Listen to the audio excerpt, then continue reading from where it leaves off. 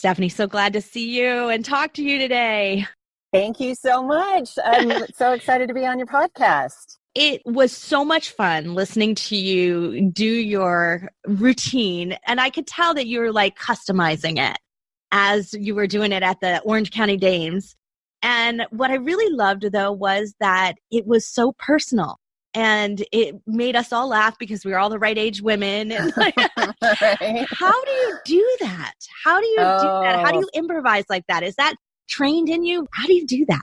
I have to say, being a stand-up comedian, that I have had practice doing it, but not to say that everybody can't do it without being a stand-up comedian. I mean, the good news is you don't need any training really necessarily to be in the moment. You just kind of have to keep reminding yourself to be present. And it's amazing how the funny kind of show itself that way, organically. And you're authentic too. I'm a big fan of just being yourself and authentic, and it'll bubble up that way.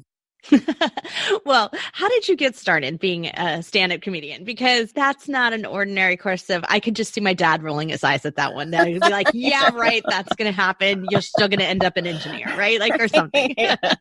Oh, trust me, my dad rolled his eyes too. Although he is my biggest fan also. I would say that to go back even before I got on stage, when I was in junior high, why funny, making people laugh became so important to me. I moved in the middle of 6th grade from Indiana to a small town in Colorado, Durango, Colorado. I wore a brace on my back for scoliosis because it's not awkward enough without that. Oh, no. And I had a good friend shortly after. We would go to her house to play or hang out after school. And her dad would be there sometimes, and he was an alcoholic. And I found he could be incredibly cruel, particularly to her. And I found if I could make him laugh, that it would change the tone of the room, just like that. Wow. So it was efficient, and it really struck me. I almost didn't realize it sort of on a conscious level, but humor is important. It really connects people. It can change how the tone of a room can go. So that's where it came. And sadly, she passed away. She got ovarian cancer when we were 16. And so I couldn't make her laugh anymore. Although I felt so bad that I couldn't make her laugh at the end. So I kind of bottled those feelings down and lived in Chicago in my 20s, didn't go try stand up, which would have been a perfect time, Tracy. In Chicago. No kids, no responsibility to do it, but I didn't. I didn't act on what I wanted to do, and got married and moved back to Colorado, had 2 kids, and kept thinking about my friend's mom, who I would walk home from school after she had passed, and I would sometimes pass her. She didn't have a car, and she would walk home. And she would say, you should come over to the house. And I just couldn't do it. And I wanted to let her know that someone still thought about her daughter. So I wrote her a letter, and she wrote me right back and said, hey, I got it on my friend's birthday. I didn't even realize. So I just kind of let go of the guilt. And to just thinking that I needed to be something that everybody else thought I should be. And I just signed up for an acting class, then did an improv class. And someone said, you should really try stand up. And I did it. And it's a love-hate, Tracy. It's a love-hate relationship. You know, you say this, and I just last night was having the conversation with my daughters, and my youngest said, who am I named after? Because my middle one has named after someone who, she didn't know, but she's named after someone. And so she said, who am I named after? And I said, well, you're actually named after this very, very funny girl who used to have, when I took weaving in college, because I literally went to textile school. So I know people is like, you took weaving. Like, it's you like literally did basket weaving. Yeah, class, exactly.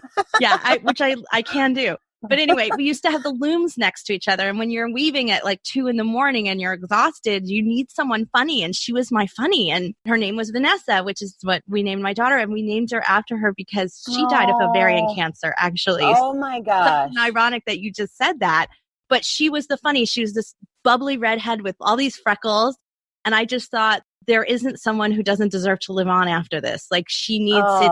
And so this is why we gave the name to our daughter, our youngest. And so, yeah. So, but you know what? That you're right. The funny helps. It helps in every situation. Yes. Yeah. And I would say too, I keep track of things that happen because sometimes things may not feel funny. In fact, I would say oftentimes it's not funny in the moment. So one of my new favorite jokes is about my dad. I say now that my kids are out of the house, I talk about my kids and kind of more self-deprecating humor when I'm on stage, that my dad needs help. He has Parkinson's and a little bit of dementia, and I take him to his classes, and he has a Parkinson's boxing class. There's a class specifically for people who have Parkinson's, because it helps with hand-eye coordination. Which makes a lot of sense, but I'd never heard of it before. I heard you mention it before. Yeah. So he can bring a buddy, so I can take the class with him. And after the class, someone came up to my dad and said, Jim, thanks for bringing the eye candy to the class today. So I go, I'm the new young hot chick at the Parkinson's boxing class. Which, making funny out of something that really, has too much seriousness to it, right?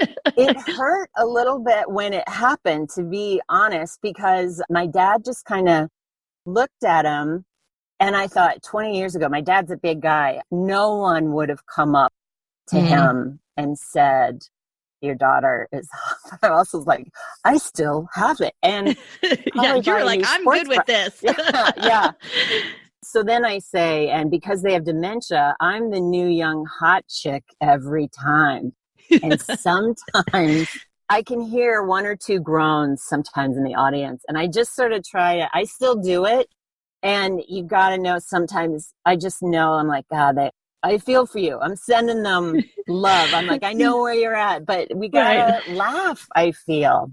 Yeah, we do. We so do. I don't consider myself funny. My daughters think I'm funny. Because I always thought my husband was funny. We've been married 28 years almost. And so, I've been with him for a very long time, and I always thought he was funny. And so that was desirable because I thought I was way too serious. But it turns out that my kids think I'm funny.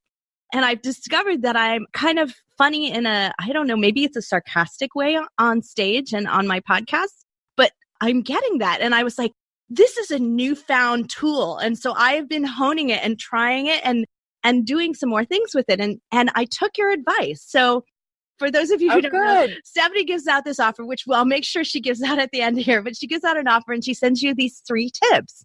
And one of the tips happens to be about snickerdoodles, which I'm going to let you explain. And then I'm going to tell you what I did with it that you're going to love. So go ahead. Tell why snickerdoodles. I send a recipe. I have 3 weird tips to help you be funnier in your next presentation or podcast that you don't think will help, but they do. And then I send a bonus snickerdoodle recipe because snickerdoodles is unexpected. You don't expect a cookie recipe. So that's the one part. And then the second part is snickerdoodles is a funny word. Yeah. If you're telling a story and you just kind of want to punch it up a little bit. So let's say something funny happened to you. Instead of going down Main Street, you might want to think of a funny name of a different street to throw in just a little bit of humor. So snickerdoodles is did you make snickerdoodle? Or have you used the word? So snickerdoodle is like one of our favorite cookies here. I actually just made for Thanksgiving a snickerdoodle cake, which turned out fabulous. So I will send you that recipe and I will put it in the blog post for anyone else who wants it because it was awesome. You sent it to me, I think. Did I? Good. Yes, I sent you a link to it. Yeah. So good. It was so really good. I have to say, I've made it now and it's really good. I was at this event where I was interviewing someone who runs the improv comedy. He's like the CEO of all the improv comedy groups. And he was really engaging and interesting in the pre-interview. But on stage, and we're on this panel, he was kind of dry and boring. And I was like, I don't know, this audience is like going to go to sleep here. I'm the moderator. And I'm like, I'm figuring out how I'm supposed to like pick this thing up. So we'd been talking about like really also dry stuff like artificial intelligence and stuff like that. So I say to everyone, I go, there's a lot of us out there who are just really scared about this AI stuff. But what I'm even more scared about is the next generation. And so then I tell this story about my daughter, Vanessa, who wants to so badly control the music playlist in the house. But her sister is 10 and dominates it right from her phone and like streams it right over Alexa.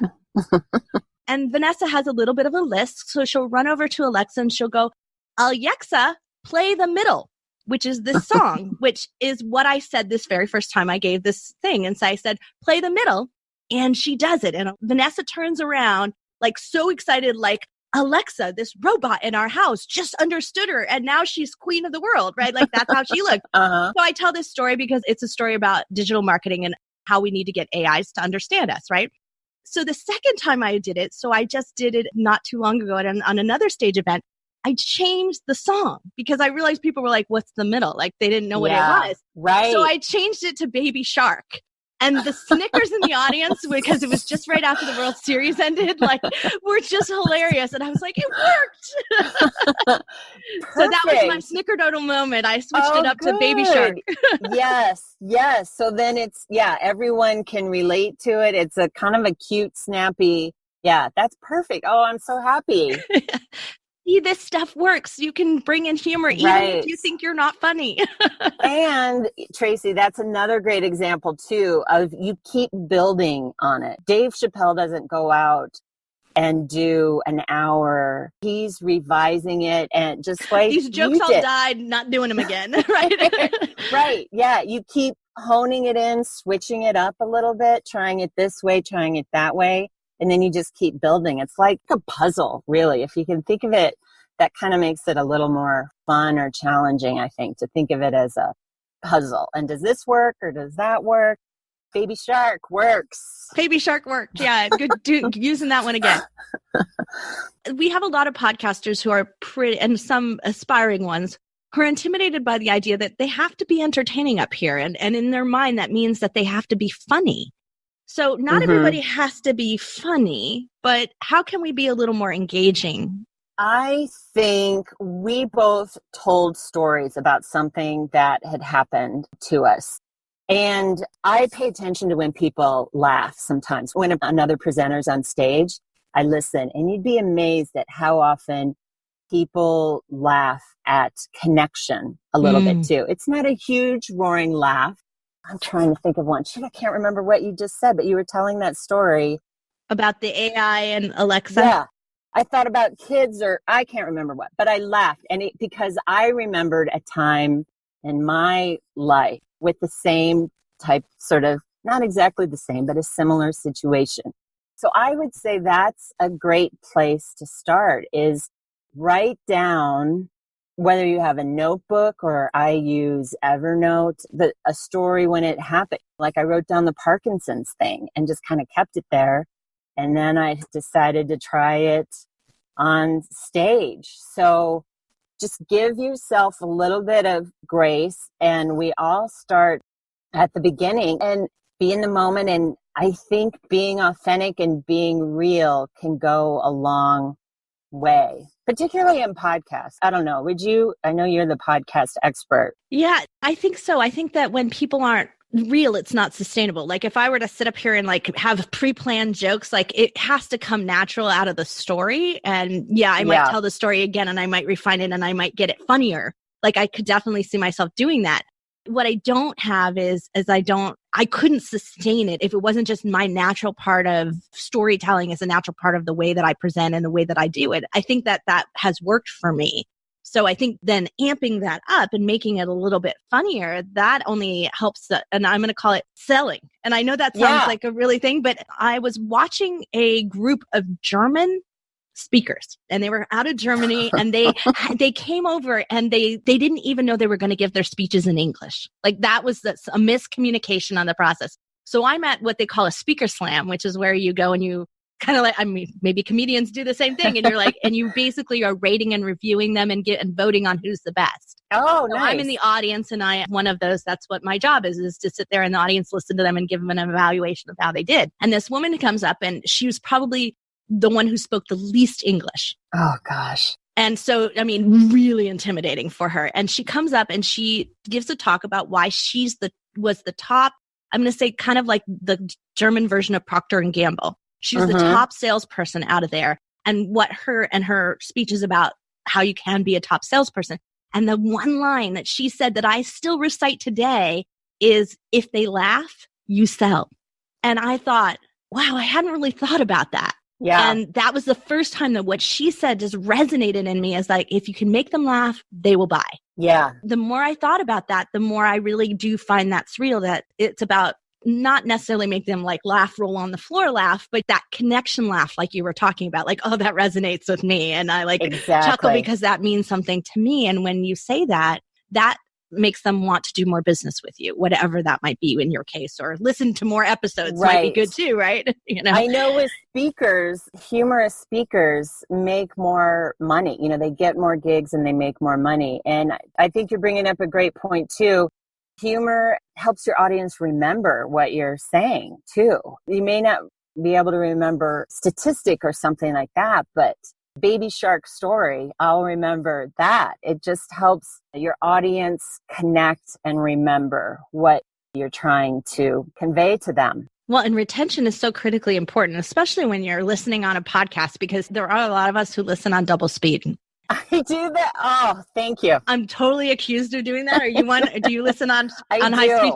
Yes. Well, I have to listen to so many different shows all the time to just evaluate them. Now, I will slow them down at some point to like get a sense of them, but then I'm just trying to get through the content and like, how is this person doing? What's their show structure like? I need to get through it. It's not but I was like, you can't retain at that 2-speed level.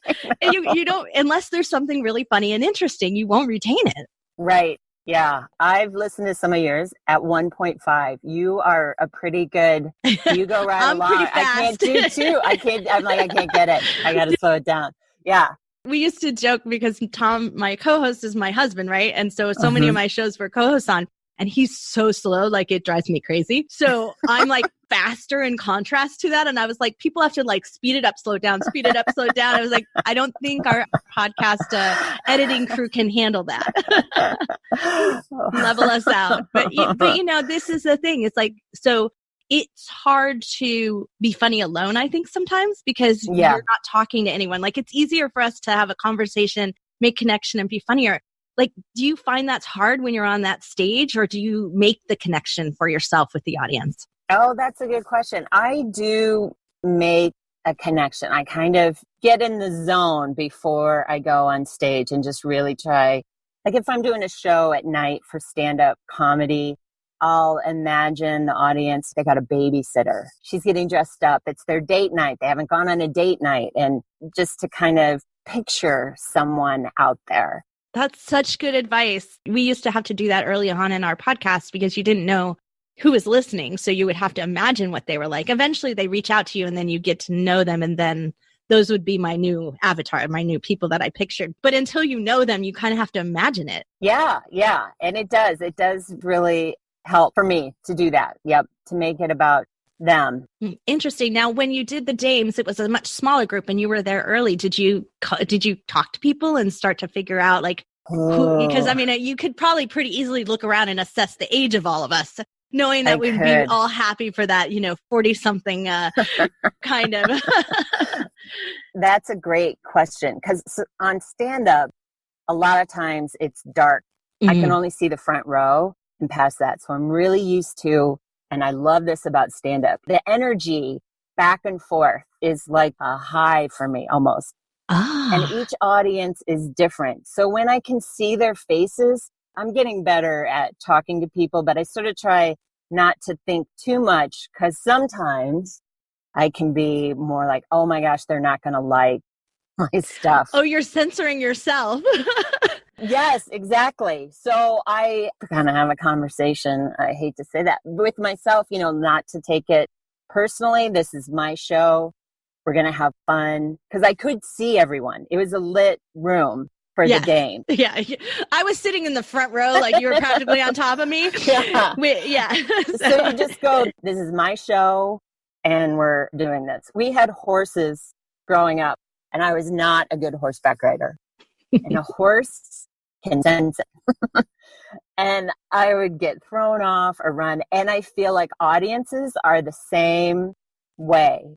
It's okay. Everyone gets nerves. In fact, I get nervous if I don't have a little bit of amped up or nerve. I don't want to say nervous because that's not the energy that I want to say it is, because I'm not scared, but I'm ready to go. Like the adrenaline kind of feel. Exactly. Thank you. And I'm like, this is all about them, but this is my show. And we're going, I'm riding the horse and I'm not going to get thrown off.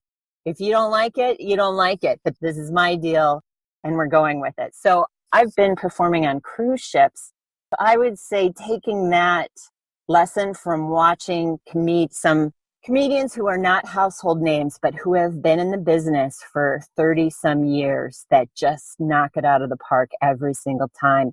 It is your show. No apologies. You can switch it next time you say it if you want or whatever, but just be authentic and go for it. That's such good advice. I have to ask this because this is kind of a hot button around there. And I was shocked to find so many introverted podcasters. Do you consider yourself an introverted comedian? I'm sensing that, but yes, I am an introvert. That's so interesting to me. You're not, are you? No, you're not. Can't you tell? Yeah, I knew that. I knew that from the Danes. Yeah. Yes. No, I would say a lot of comedians, which is why sort of like if I'm with some friends and they go, oh, she's a stand-up comedian. I'm like, oh, they're about to be so disappointed in seeing me not on stage. So don't worry if you're an introvert or you're an extrovert. I don't think that has any part in when you are sharing on your podcast. Yeah, it's so true. I have to say that, I guess because I'm not an introvert, so it just surprised me that there were so many. We went to an event with 600 podcasting women and they had like a whole section. So if you were introverted, you could go out there and it was like the quiet zone. Oh, I was like, I almost just wanted to go hang out there and find out what happens. Like, what do people do out here? Like, because I'm not one of those. Right. Yeah. We're napping, Tracy. But, it's interesting because when I go to an event, I like to go early. I like to go early and get a sense of the room and find out what people are doing. And that's how I customize my talk. So I will change up what I'm going to talk about, change up the stories that I have, because I have hundreds of stories of different podcasters. I could pull a real estate one out, could pull a doctor, depending on who's in the audience. And so I can do that because I'm really comfortable with my material. And then I know that these stories are all good examples of what my principles are, right? So it doesn't matter which one I use at any given time, but that allows me to do that. But because I'm an extrovert, it's easy to go out there, meet the people, get them talking, get them telling me that. And then later what happens is I get the feedback, oh my gosh, I felt like you made that presentation just for me. And the reality is I just go, oh yeah, sure. But it's true. I actually did, right? Yes. Right. Yeah. So I would say as an introvert, I'm there, but I'm observing. I'm not necessarily communicating with everyone. I'm just kind of listening to everyone. Taking the tone. Yeah. And picking it up that way from an introvert style. I like that. So you can do it either way. But I think that's why it's so important, though, to start to find out who your audience is. At the end of the day, who's the right audience for you? And are you going to resonate with this audience because you know it works every time? That makes it so much easier, I would think, to do your job.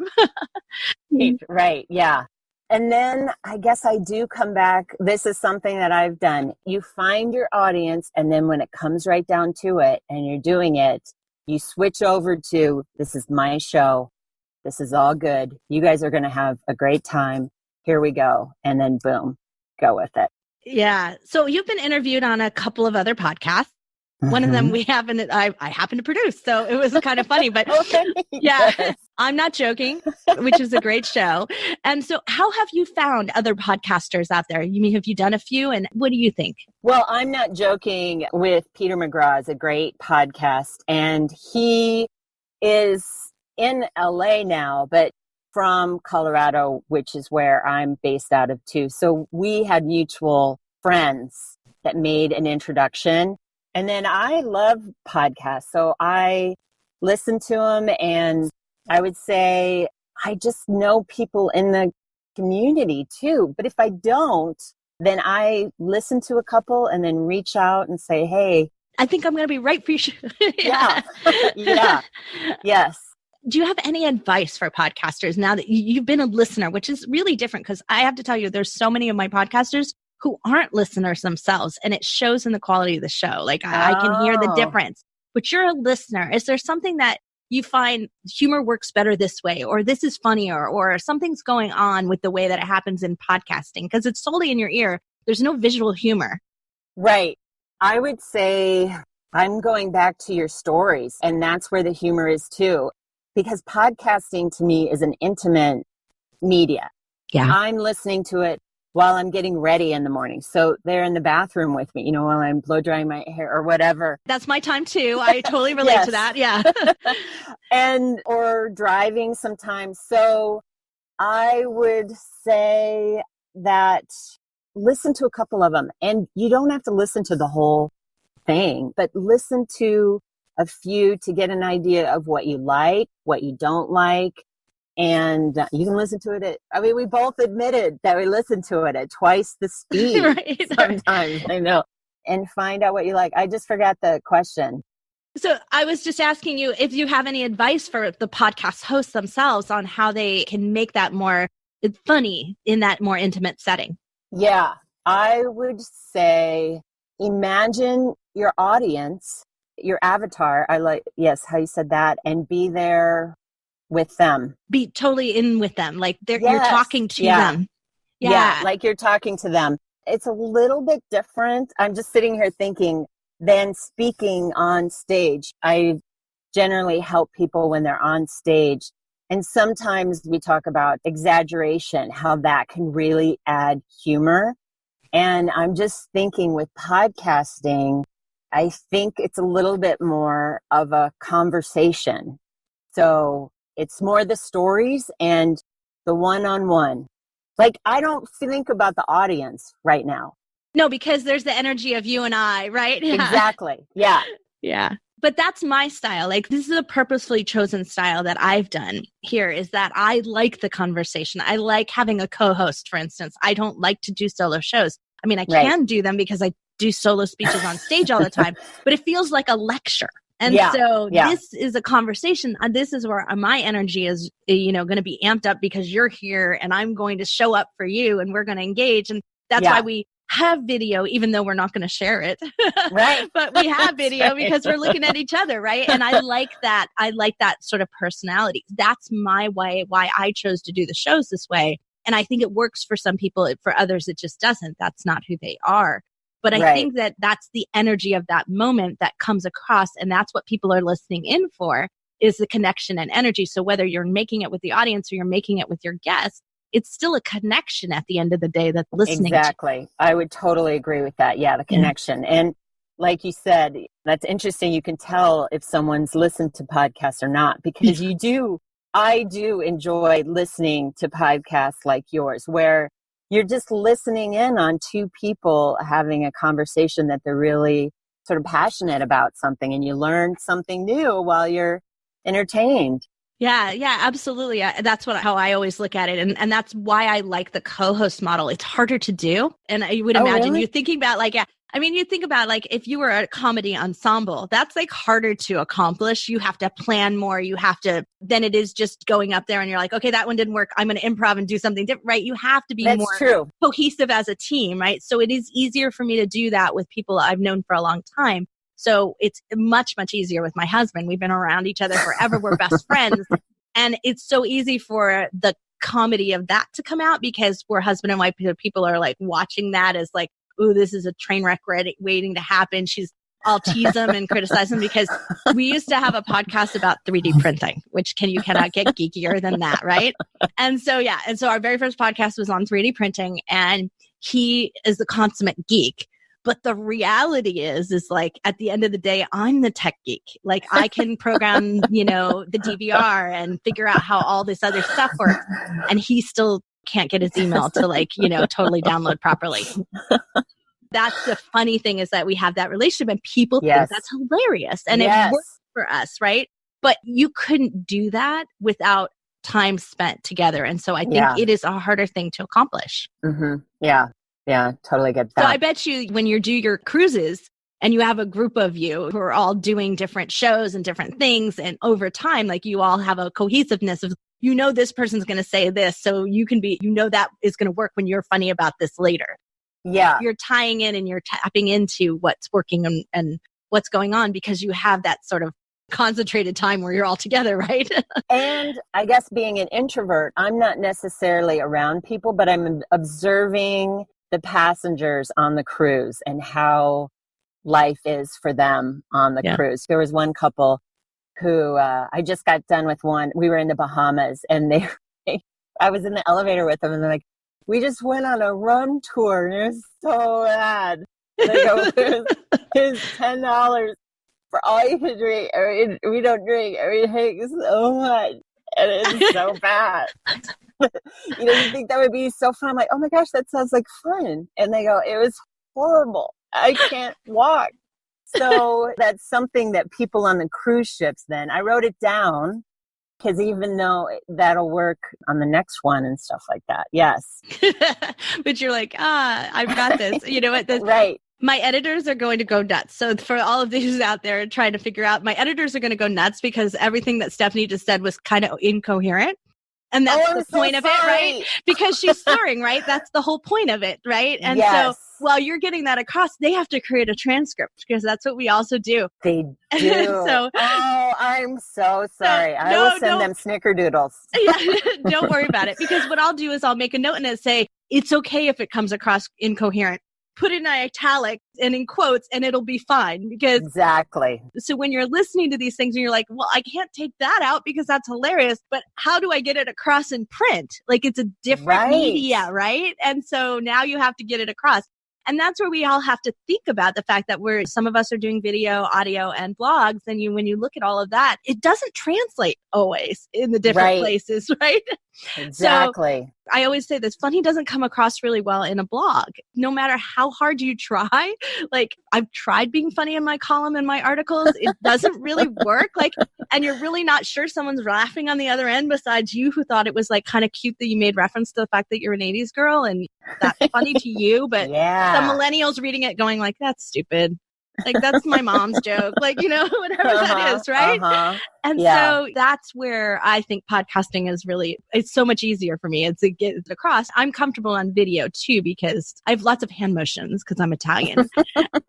And so that works as well. So there's energy in that. But the blog version of it this is where I come back to my AI story, is that the only person that ever reads it is Google. So there's some artificial intelligence that reads it. And that's the point. So if it's incoherent, you might as well make it, like a graphic, because no one will ever read that. Yeah. So come up with a visual way to make it funny. Right, there you go. So you got to come up with a funny visual. The beauty of podcasting, I guess, too, being a guest on a lot, is you don't know where it's going to go. Just the organic, you have the points that you're going to hit, but it's fun to see how it goes.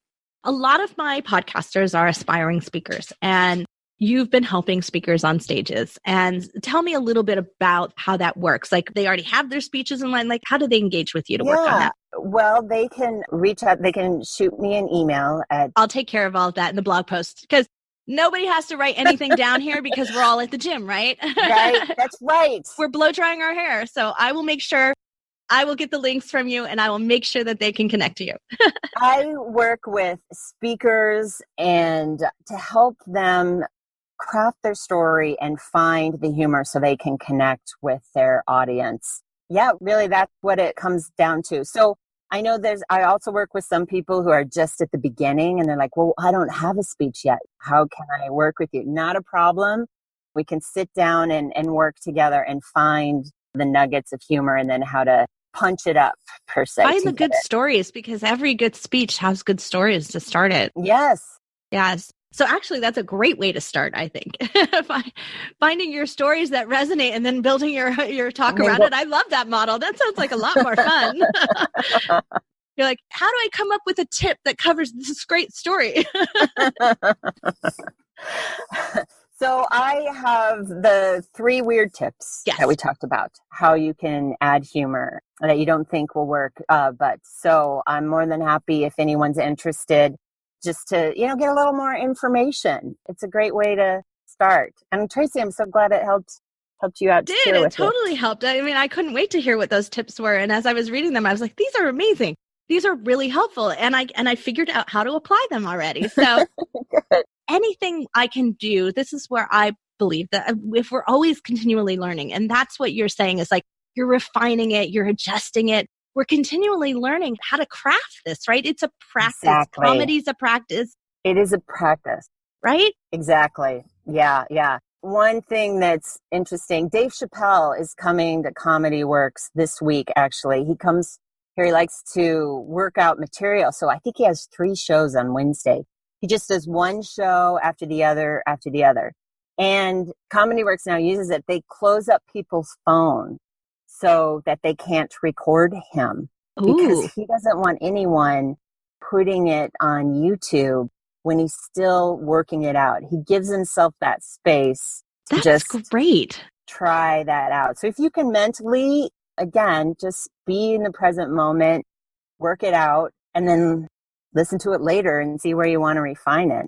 So do you do that? Do you listen to yourself later? Do you watch the recordings? Like, I mean, I don't know. I'm intimidated by that, but I know.